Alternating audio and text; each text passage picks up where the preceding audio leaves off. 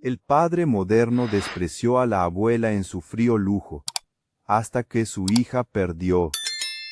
Elena, una mujer que había cosido sueños y remendado penas para medio barrio, vivía en su modesta casita, en una calle empedrada que conservaba el eco de otras épocas. El aroma a café y a ese jabón de ropa antigua que tanto le gustaba, perfumaba sus días. A sus 70 y tantos, sus manos, curtidas por la aguja, aún eran firmes, pero su corazón, marcado por los años, sentía una punzada de soledad desde que Ricardo, su único hijo, se había ido a la gran ciudad. Él era un arquitecto de renombre, con una vida vertiginosa y un apartamento que parecía sacado de una revista, pulcro, moderno, pero extrañamente frío. La noticia de la partida de Camila, su nuera, había sido un golpe, y ahora, la pequeña Sofía, su nieta, apenas de 5 años, era el centro de la preocupación.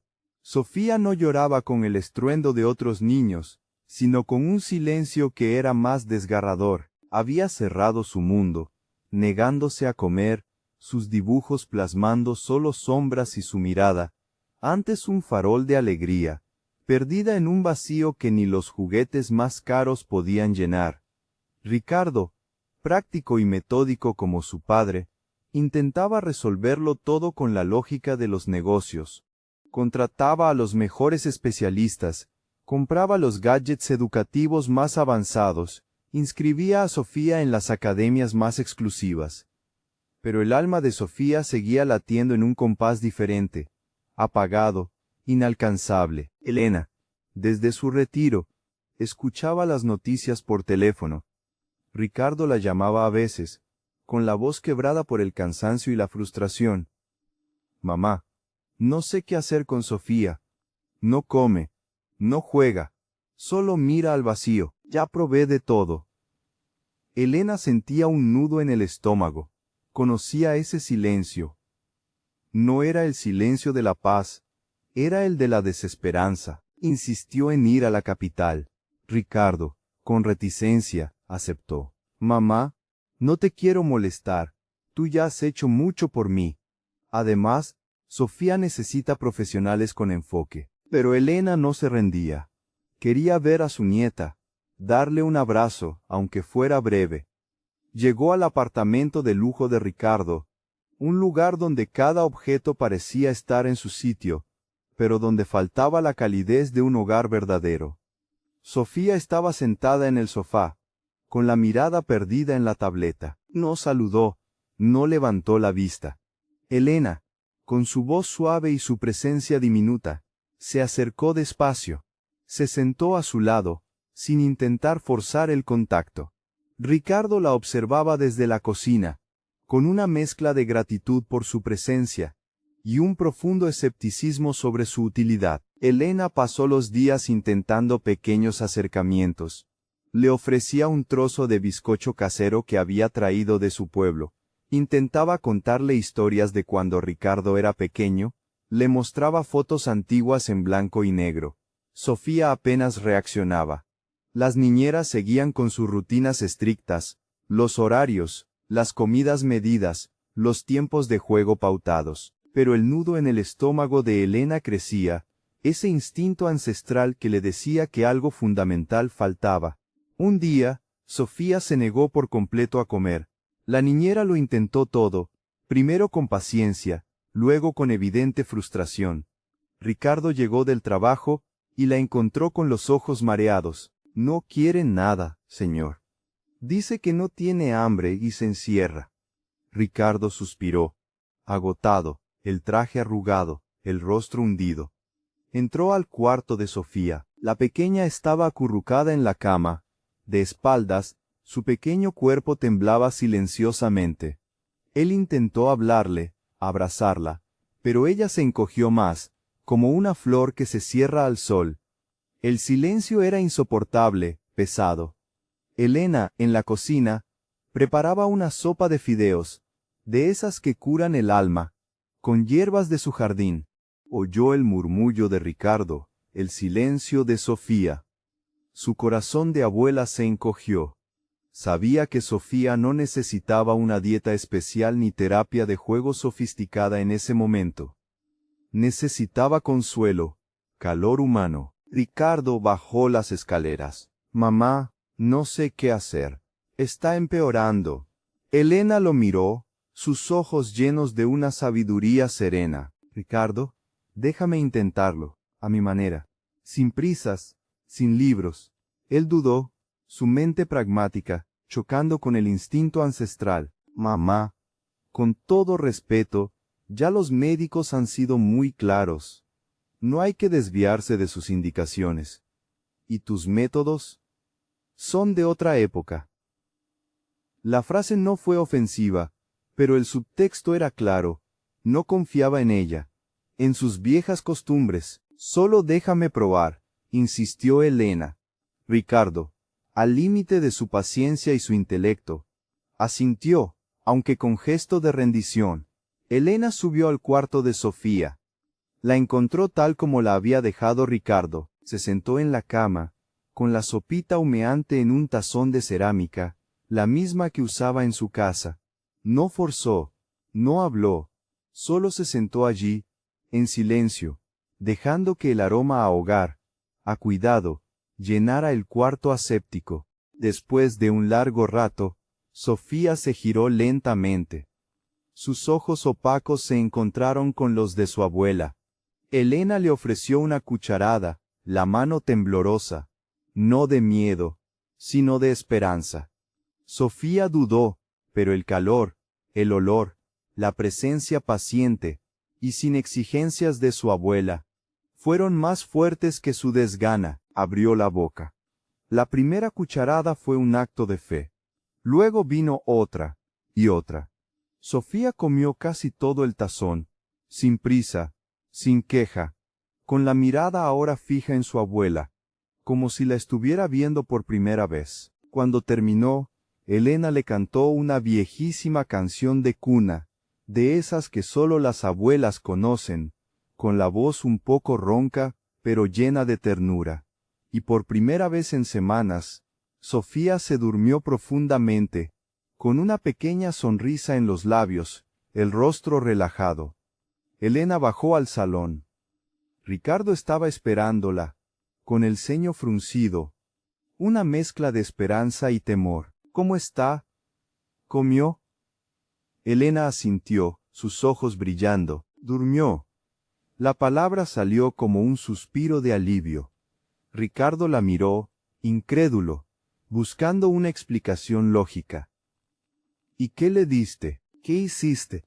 ¿Algún truco? Elena le contó, con la calma de quien sabe que la verdad es simple, sobre la sopa y la canción. Ricardo escuchó, en silencio, y luego su rostro, antes tenso, se relajó en una expresión de confusión, luego de algo parecido al alivio y la vergüenza. Mamá, te agradezco tu buena voluntad, pero Sofía necesita una rutina establecida, un enfoque profesional. Ya los especialistas han sido muy claros. La voz de Ricardo, aunque suave, llevaba el peso de una convicción inquebrantable, una frontera invisible entre el mundo de Elena y el suyo. Era una despedida velada, un sutil recordatorio de su lugar. Elena sintió el frío de esa distancia. Con el corazón encogido, se despidió de su nieta, y regresó a su casita, al consuelo del aroma a lavanda y a tierra mojada. Pero el vacío en su pecho se había vuelto una grieta profunda, el eco de un amor no reconocido. Los días siguientes, Ricardo intentó mantener la rutina. Las niñeras regresaron, los especialistas ofrecieron nuevas estrategias, pero Sofía volvió a su silencio, a su mundo de sombras. La sopa de fideos de Elena había sido solo un espejismo en la soledad. El apartamento volvió a sentirse frío. El vacío de Sofía se hizo un grito silencioso que Ricardo, por primera vez, empezó a escuchar no solo con los oídos, sino con el alma. Una noche, agotado hasta el tuétano, tras otro intento fallido de ofrecerle una cena a Sofía, Ricardo se dejó caer en el sofá. Cerró los ojos y la imagen de su madre, serena en el sillón, con Sofía dormida plácidamente en sus brazos, una pequeña sonrisa en los labios de la niña, irrumpió en su mente. Era un recuerdo discordante en su impecable sistema. Se sintió desorientado, como si sus cimientos lógicos se tambalearan. Su dinero, su estatus, su red de contactos, todo aquello que usualmente resolvía sus problemas, era inútil ante el desamparo de su hija. Al día siguiente, Ricardo, por primera vez en años, rompió su agenda, canceló todas sus reuniones, ignoró el teléfono, bajó las escaleras de su apartamento con una lentitud inusual. La casa, impecable, respiraba un silencio que no era de calma, sino de abandono, de una ausencia palpable de vida. Subió al cuarto de Sofía. Ella estaba acurrucada, más pequeña que nunca. Ricardo la tomó en brazos, incómodo, sin saber qué hacer. Intentó imitar a las niñeras, balbucear algunas palabras, pero Sofía seguía con su mirada vacía. Se sentó en el sillón y por primera vez, permitió que la frustración y la culpa lo invadieran por completo. Él había despedido, o al menos menospreciado, a la única persona que había logrado que Sofía sonriera. Y no por ignorancia, sino por orgullo, por la ceguera de su propia autosuficiencia. No había admitido que su madre, la mujer de las viejas costumbres, tenía la respuesta que su mundo moderno no podía ofrecer. Tomó el teléfono y marcó el número que se sabía de memoria, ese número de la vieja casa que rara vez usaba. Elena. El timbre sonó varias veces. ¿Aló? La voz de Elena, al otro lado de la línea, era una mezcla de cautela y una esperanza casi olvidada. ¿Pasa algo con Sofía?, preguntó, el corazón de abuela ya temiendo lo peor. Sí, mamá. Está peor. Yo no sé qué hacer. Estoy perdido. Las palabras salieron con una torpeza impropia de él, una confesión de vulnerabilidad que Elena nunca había escuchado de su hijo exitoso. ¿Puedes venir, por favor?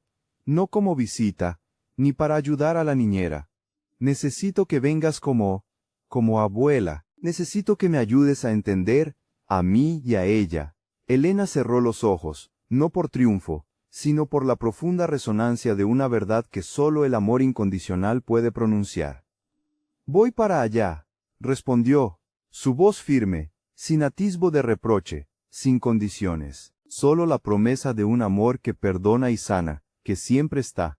Cuando Elena llegó al apartamento, Ricardo la recibió en la puerta. Ya no había rastro de su habitual arrogancia, solo cansancio, humildad y una súplica silenciosa en sus ojos. Sofía dormía, un sueño breve y agitado en su cuarto inmaculado. No ha comido nada desde ayer, dijo Ricardo, con la voz apenas audible, la derrota palpable. Elena fue al cuarto, se sentó junto a Sofía. No la forzó a despertar. Solo la miró, con ese conocimiento silencioso, que solo el amor otorga, esa conexión que trasciende las palabras. Luego, se levantó y se dirigió a la cocina, sin decir una palabra, con la calma de quien sabe lo que debe hacer. Ricardo la siguió, confundido pero obediente. Elena, sin inmutarse, empezó a buscar ollas e ingredientes en esa cocina de diseño, como si estuviera en su propia casa, recuperando el control de un espacio que antes le era ajeno. ¿Qué haces, mamá?, preguntó Ricardo, la curiosidad superando a la perplejidad. Le voy a hacer su sopa, la de fideos, pero no solo para ella, también para ti. Y después vamos a sentarnos a la mesa, como la gente, sin prisas, sin distracciones, sin teléfonos, solo nosotros. Ricardo observó, perplejo, cómo su madre se movía con una sabiduría innata, como si estuviera restaurando el orden de un universo desequilibrado, devolviendo la vida a un espacio inerte. Yo no sé cómo hacerlo, mamá, confesó Ricardo. Su voz temblaba por primera vez en mucho tiempo, la máscara de invencibilidad caída. No sé cuidar, no como ella necesita, no como Camila lo hacía. Elena lo miró. Sus ojos reflejaban una compasión infinita. No saber no es una debilidad, hijo, es una oportunidad para aprender. Y un hijo, Más que técnicas sofisticadas o juguetes modernos, necesita una presencia constante, un amor que no juzga, alguien que esté allí, que escuche sin juzgar, que acompañe sin exigir. Ella continuó, con la calma de la experiencia. No puedes comprar el cuidado, Ricardo. Puedes comprar ayuda, sí, pero el cuidado nace del tiempo, de la paciencia, de la disposición a estar presente de verdad, con el corazón. El aroma de la sopa empezó a llenar el apartamento, un aroma a hogar, a familia, a memoria, que no había existido allí en mucho tiempo, disipando la frialdad de las paredes. Cuando Sofía despertó, el aroma la llevó a la cocina. Se encontró a su padre y a su abuela sentados a la mesa, conversando en voz baja, con una tranquilidad que no había visto antes, una imagen de paz que la envolvió. Elena le sonrió, invitándola a sentarse. Esa tarde, Sofía comió, con su abuela al lado, y su padre observando, aprendiendo, sintiendo. Elena no se quedó para siempre en la capital, pero su presencia había roto el hielo. Ricardo empezó a visitarla más seguido en su casita del barrio, no solo para dejar a Sofía, sino para aprender, para escuchar sus historias, para beber de su sabiduría. Su apartamento comenzó a tener menos objetos de diseño y más rincones acogedores, más fotos de familia, más libros de cuentos, más mantas cálidas y más risas. Sofía, con el tiempo, recuperó su chispa. No de un día para otro, no por un milagro instantáneo, pero poco a poco, sus dibujos volvieron a ser de colores vibrantes, sus ojos recobraron el brillo perdido, y su voz, antes silenciosa, empezó a cantar y a preguntar. Y cuando Ricardo la llevaba a casa de la abuela Elena, Sofía no quería irse. Se sentía amada, comprendida, enraizada. Elena no era una niñera más, ni una simple visita ocasional.